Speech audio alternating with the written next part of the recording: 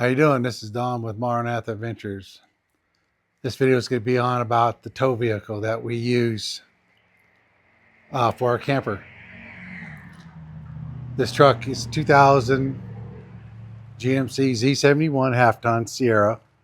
It's the SLE model, and it has a lot of modifications done to it. A lot of performance mods on it. And we call this truck O Heavy. I've owned it for almost all its existence, about all but 4 years of it. But anyways, we're going to do a walk around and talk about the performance mods and the things that are done to it. We're going to start off with the front of the vehicle. And I'm going to have to use notes because I can't remember everything I've had done to this thing. We're starting off with the winch, which is Badlands 12,000, and it's their ZRX model. What I've done with this winch is I actually stripped all the steel cable off of it and the cable tensioner off of it, and then I replaced it all with master pull 7/16 synthetic winch rope. And there's 50 feet on here, and the reason why I got 50 feet on here is that that's all you can spool on it with the 7/16. But it doesn't mean that I'm limited to the distance of pulling. I also carry the same exact product, which is the Master Pull 7/16 Classic Synthetic, and it's their winch line extension. So I got 50 feet of that. Also, the Factor 55 fair lead, and it's all mounted on a Warren transformer brush mount, winch mount. The next is what I want to talk about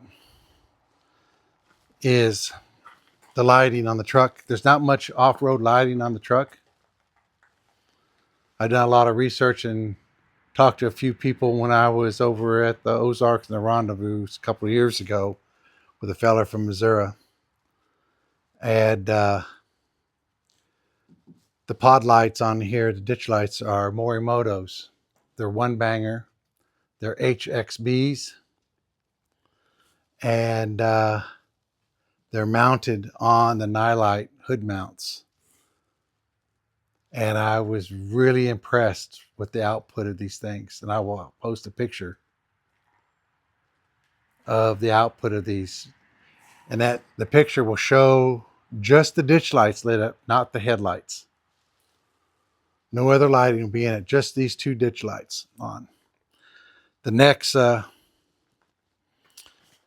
I want to talk about is the motor. The motor's 5.3 liter. It's basically stock.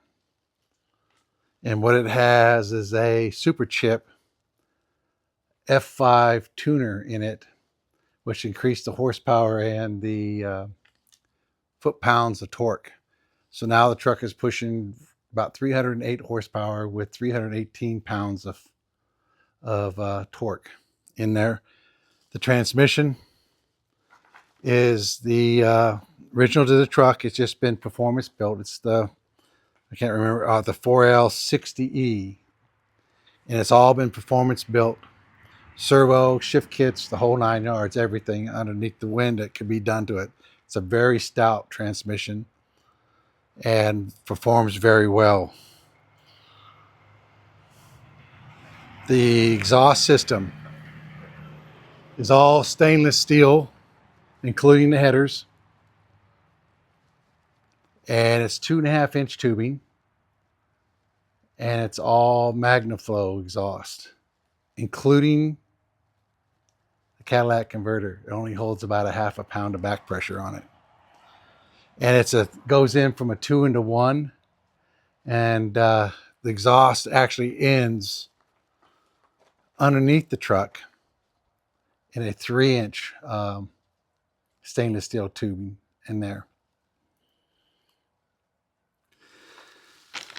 The front end, the truck has no lift kit on it. It has what they call as a Daystar leveling kit. so the truck sits level. And there was a reason why I didn't go with a lift kit on this truck. And there's a couple of reasons, but the main reason is my wife and I are up there in age, and my wife has short legs. So I decided what I'm going to do is just have a leveling kit put into the truck by Daystar. And so it levels it all out. So I could put one size taller tire on it. And it makes it easy for her to get in and out of the truck. When you get older, if you take a fall, your recovery is a lot longer, and sometimes you never really truly recover from it. So I want to keep her doing this with me as long as I can. But getting back to the suspension system, this is impressive. The whole entire front suspension system is all Kryptonite. And I'm talking about tie rods, tie rod bodies, support idler arm, pitman arms, upper control arms, upper and lower ball joints, center link, cam bolt kits, cam pins, sway bar links, and etc. It's all Kryptonite up underneath there. And I wanted a stout front suspension system on this truck. So when we are running BDRs, Trans-America Trail, the National Forest roads, whether it's their secondary or their offshoot roads, that I want something that's going to last me and perform well with this truck. And it has so far, and I'm just totally blown away by the quality of Kryptonite and their product line. Which leads me to the rear suspension system. It's basically stock on the truck, except for it has the AirLift airbags with the Daystar Cradles. And the Cradles, what the Cradle does is that you disconnect your airbag from the bottom mount that attaches to your rear axle, and you slide the Cradle in there and you bolt that to the mount, but the bottom portion of the airbag floats. So it allows the axle to fully articulate as it leaves the cradle and then goes back down inside the cradle where it sits. It's a really neat setup. Daystar has it really. I mean, I'm just totally stoked over the whole situation there with Daystar and their product line out of Texas. The other thing is that I want to talk about on the truck is the shocks. I went with the Bilstein 4600s because the truck has no lift kit. The 4600s were made for OME applications, and it wouldn't do me any good to put the 5000 series on there because those are meant for a vehicle that has a lift. So I get a nice comfortable ride with the 4600s. They perform well so far. What I've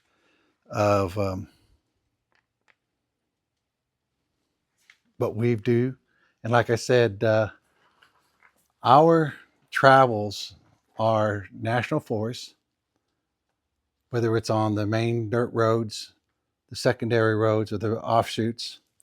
We do a lot of dispersed camping. We also do a lot of off-road, as in the Trans-America Trail, and the BDRs, or the backcountry discovery routes. If you looked at our travels or difficulties of trails, from 1 being the easiest, 5 being the most difficult, we will probably stay in the 3. I know the limitations of this truck and what this truck is capable of doing and how much actual suspension articulation it has. And these torsions type setups don't have a lot of travel. So otherwise, the truck does just fine for the applications that we do for.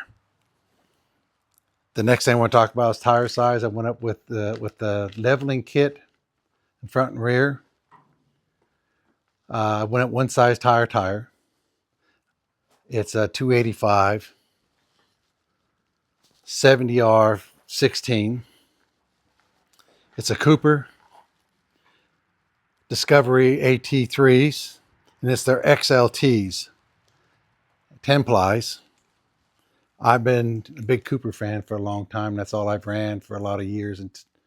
Um, and I'm really happy with them. I air them down to about 20, 25 pounds and then put them back up. You know, I run 45s in the front and 50 pounds, and 40 pounds, excuse me, and 40 pound in the rear.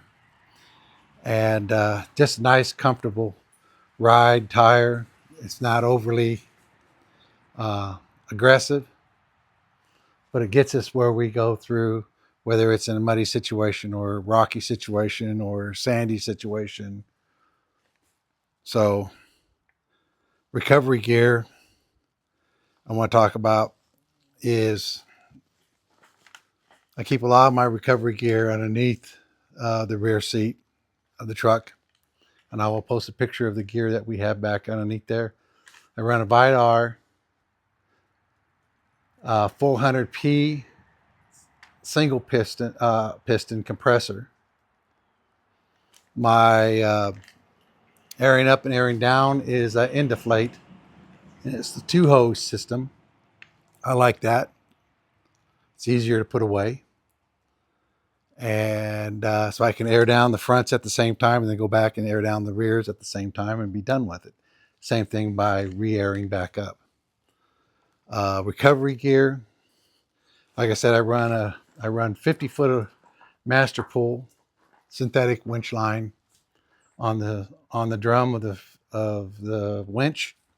I carry another 50 foot of winch line extension in the same exact product, 7/16 Classic by Masterpool. I also carry their snatch block, 2 tree savers in there, 4 foot and a 6 foot in length, soft shackles, and a few other small items in there, some D-rings, and but I'll post a picture of that stuff there. Next I want to talk about here is for a lot of years I ran a Tondo cover, a Gator Tondo cover on there. Matter of fact, I went through 2 of them over the years. And then I decided to go with a soft topper on there, and I went with Best Top, their Super Top soft topper. And it's not the most dust-free or water-free topper, but I do like the looks of it, and I like the fact that it gives me that aerodynamic of cruising over the top of the camper shell, over the shell, and right over the top of the camper in travel, instead of doing this and then hitting that square drop camper that we pull behind us. The truck's been re-geared, and to lower gears from 342s to 410s, and the rear differential has been replaced out of the factory clutch pack LSD to an Eaton Detroit TruTrac, and it has no clutch pack. It's all helical gears. I like this. I was talking to, when I was doing the research, I was debating whether going to selective locker electric, and I was talking to a fella from Colorado by business in Filthy Motorsports, and I was telling him what we do, and he said my best application for it would be the Eaton Detroit TruTrac. And I'm glad I listened to him, because it acts as a locker, but it also acts as an LSD too. And so if I have one tire, let's say this tire comes up off the ground, it won't spin until I lay my foot on the brake and give it a little more throttle on the gas. Then you can hear a subtle clunk. Then this tire will start, the tire that's off the ground will start to spin. My wife and I, we've been in some areas in the Ouachitas where it was just soupy, slushy muddy snow, and it performed perfectly in there. On our last video, I talked about the dump truck forcing us off into a ditch. It did perfect. All I did was put the hammer down, and it just took off. The other thing that sold me on it was the guy from Filthy Motorsports was telling me a lot of street racers use this differential because of the stoutness of it. It can stand with heavy horsepower launches off the line. And that's the other thing that sold me on it. Anyways, we'll go to the back of the truck.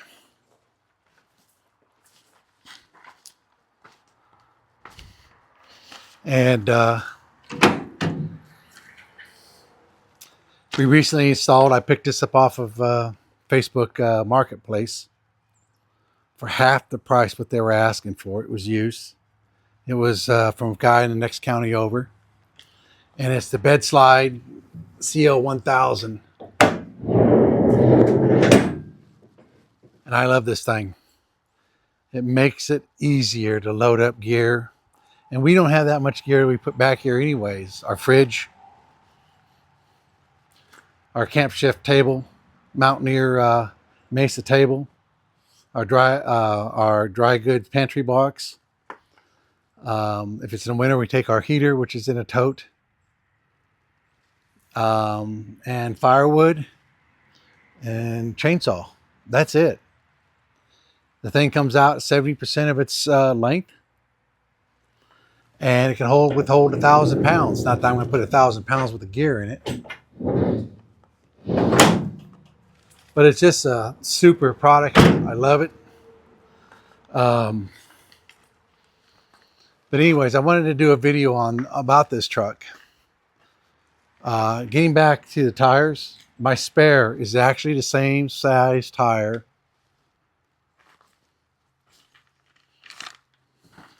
as this. Same size, same exact tire, except for it's on a steel rim, not on a aluminum rim. And but otherwise, overall, the truck performs very well for us. I have no complaints. Pulling the camper, we get 16 miles a gallon, believe it or not. Without pulling the camper, I can get anywhere between 19 to 20, depending on how much I get heavy-footed with it. It cruises, it's comfortable. The reason why we like full-size trucks is the comfort. The other thing is that I'm a GMC lover. I love GMC trucks. That's all I ever owned most of my life. Owned from the square bodies to the OSBs, the older body styles, the 90s. And then the NSBs, which is, the 2000 on up. I've owned a few Jeeps in my times, CJs. I have nothing against Jeeps. I would like to have another one before I meet my maker. But we'll see what happens down the line in that. I like the CJs. And, but otherwise, the truck has served my wife and I for this February will be 12 years since we've been overlanding. And it does us fine. We have no complaints. And like I said, we're doing some research about running some of the old routes that we used to run and put them on video. One is the Trans-America Trail in the Arkansas section. And so we're just waiting on the weather and checking out the weather.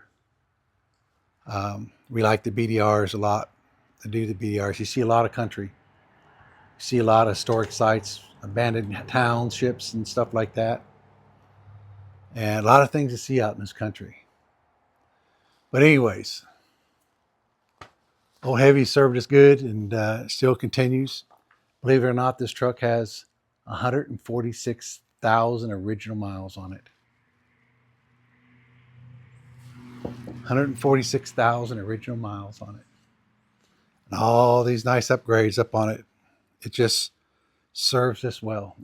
I cannot say it's a good truck. I love the sound of it. I love the torque to it, the horsepower it has.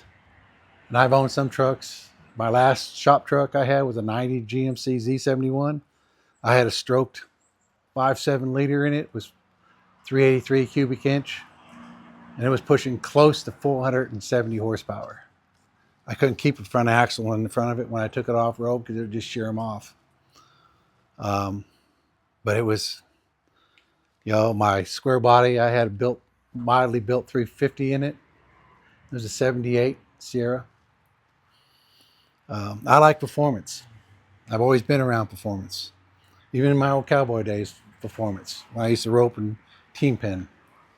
But the bottom line is that the fact that this is the reason why we use this truck and why we prefer this truck. It's paid for. I don't own anything on it. And like I said, it gets us to point A to point B and back home again. Anyway, stick around at the end of the video. I'll have a short devotion. And Sally and I want to wish you Happy New Year's. Hope you have a healthy, prosperous New Year's. We'll catch you on the next video.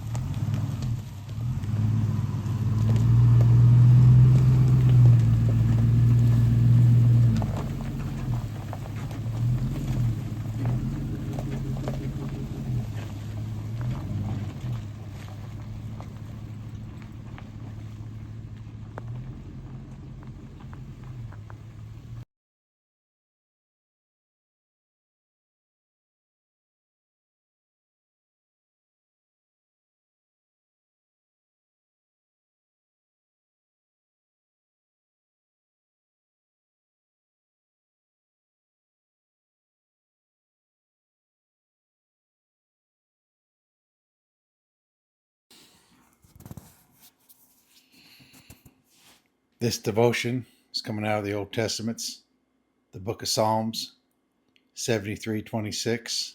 I'll be reading from the English Standard Version. My flesh and my heart may fail, but God is the strength of my heart and my portion forever. The question I get asked is, why does God allow bad things to happen to people of faith? We live in times of trouble, along with more illnesses. And these days, they stand out even more and more overwhelming. In spite of all the turbulence we have, the Lord assures that the suffering of the present life cannot compare with the glory is about to be revealed to us. Let me make one thing clear. God doesn't cause bad things to happen to people. What he does is he allows the situation to happen for a divine purpose.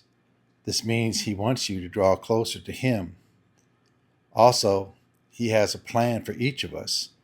We must trust God enough to meet our needs no matter how bad things are going on. When we trust God, we receive strength. This strength is part of faith. Then we experience hope that anchors us in his Son, Christ Jesus. We know as believers that we have that inheritance, a provision that secures us eternally with that stamp of approval to God's kingdom. The truth is, God is our strength, our hope, our reward. Until then, while we're still here on earth, we undergo these life storms.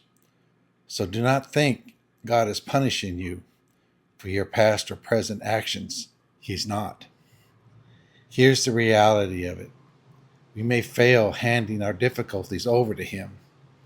That is okay. That's only human of us.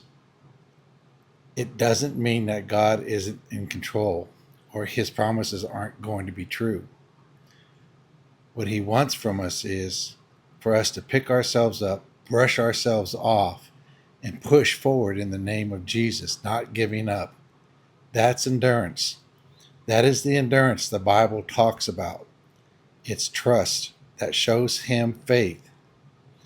The facts are, Jesus faced incredible difficulties while on earth. The scriptures are very clear on this. Our hope isn't in our own physical strength, but our hope in our strength comes from God, who will lead us through our struggles, and these are only temporary.